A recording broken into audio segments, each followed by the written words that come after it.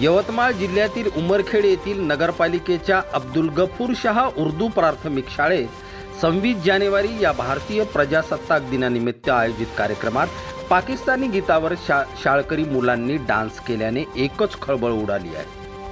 सदर देशविरोधी कृत्याची गंभीर दखल घेत भाजप नेते गोपाळ कलाने यांनी उमरखेड पोलीस स्टेशनला तक्रार दाखल केली आहे।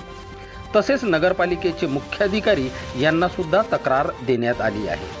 या प्रकरणी नगरपालिका प्रशासन आणि उमरखेड पोलीस काय भूमिका घेतात याकडे सर्वांचे लक्ष लागले आहे। Bureau report Umarkhed.